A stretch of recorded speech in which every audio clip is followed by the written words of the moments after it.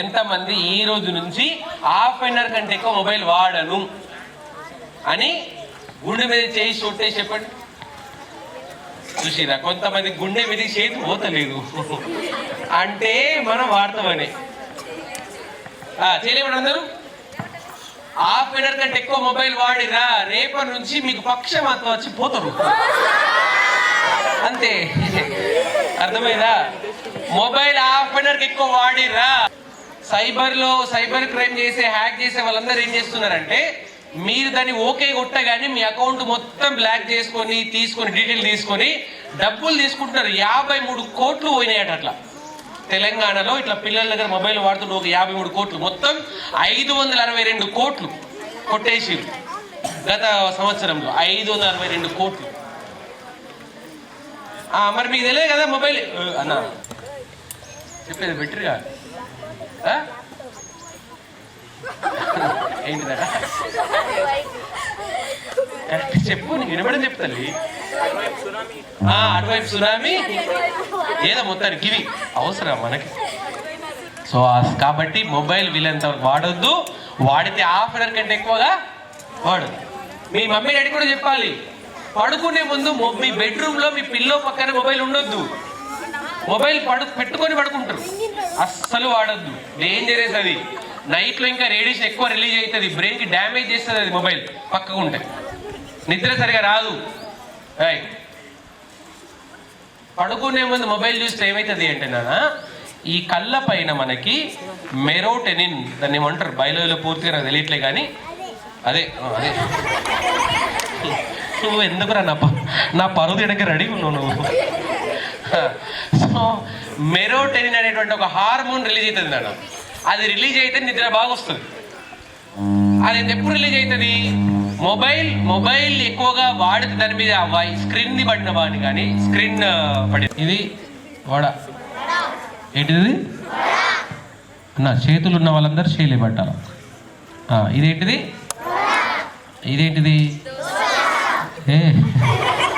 అన్న, ఇట్లా కాదే, ఇట్లా. ఇది దోశ, ఓకే. ఇది సాంబార్, ఓకే. ఇడ్లీ, వడ, దోశ, సాంబార్. నేను చెప్పింది చేయాలి, రెడీయా? ఓకేనా? నన్ను చూస్తూ చేయాలి, రెడీయా? ఇడ్లీ, దోశ, వడ, సాంబార్, దోశ. మరి చెయ్యి దోశ, చెయ్యి. నేను దోశ అన్నా కదా, దోశ చేయాలి కదా, చేయండి. సాంబార్, ఇడ్లీ, వడ, దోశ, ఇడ్లీ, సాంబార్. అంటే చూడండి, మీరు క్లాస్లో కూడా ఇట్లనే చేస్తాం. మేడం చెప్పేది కూడా మనం చేసేది. మేడం సరిగా చూడము, చెప్పేది సరిగా వినము కదా. మళ్ళీ నేను ఇప్పుడు ఏం చేస్తా అంటే, సిట్ అంట. సిట్ అంటే స్టాండ్, స్టాండ్ అంటే సిట్. సూపర్. రెడీయా? సిట్ అంటే స్టాండ్, స్టాండ్ అంటే ఓకేనా? రెడీయా? అందరూ నేను చెప్పింది చేయాలి. ఎవరితో నేను చెప్పింది చేయాలో రాత్రి కాలు ఇరిగిపోతాయి. మరి చెప్పింది నేను చెప్పలే ఇంకా. ఓకే, ముద్దు మోహన్, నీ ఫోన్ ఎంత, నా ఫోన్ ఎంత, అర్థమైందా? ఫోన్లు ఈజీగా హ్యాక్ అవుతాయి. డబ్బులు కొన్ని కోట్లు ప్లస్ ఇన్స్టాలు మొహాలు. 8th క్లాస్ లేదు, 9th క్లాస్ ఇన్స్టా అకౌంట్లు. ఇన్స్టా అకౌంట్ ఉన్న వాళ్ళు చేయలేబట్టండి, అబద్ధాలు చెప్పొద్దు. సరే, లేని వాళ్ళు ఎంతమంది?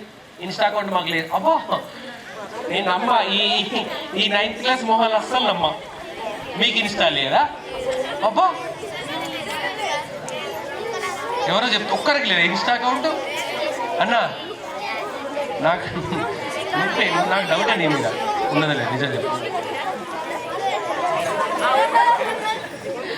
ఇన్స్టా అకౌంట్లు అస్సలు ఓపెన్ చేసుకోవద్దు, ఇన్స్టా అకౌంట్ వాడొద్దు, అవసరమే లేదు. ఇప్పుడు కాదు, రేపు పొద్దున ఫ్యూచర్లో కూడా అవసరం లేదు ఇన్స్టా అకౌంట్లు. ఇటు వినండి, 8th క్లాస్ అమ్మాయి వరంగల్లో, 8th క్లాస్ అబ్బాయి వరంగల్లో 32 ఇన్స్టా అకౌంట్లు క్రియేట్ చేసి పంపించిండు వేరే వాళ్ళకి, ఫేక్ ఐడీలు. నిన్న పోలీసులు అరెస్ట్ చేసిరు, మొన్ననే పోలీసులు అరెస్ట్ చేసిరు వాళ్ళు. అన్ని అమ్మాయిల పేరు మీద అబ్బాయిల పేరు మీద పేర్లు పెట్టుకుంటారు. ఎవరు రిక్వెస్ట్ పంపిస్తే వాళ్ళు ఒప్పుకుంటారు, ఏదో మెసేజ్ చేస్తారు, వాళ్ళ మెసేజ్ చూసి వాళ్ళ ఫోటోలు తీసుకొని బ్లాక్మెయిల్ చేసి పిచ్చిగా మిమ్మల్ని మొత్తం యూట్యూబ్లో నెట్లో పెట్టిస్తారు, మార్ఫింగ్ చేసి ఫోటోలు.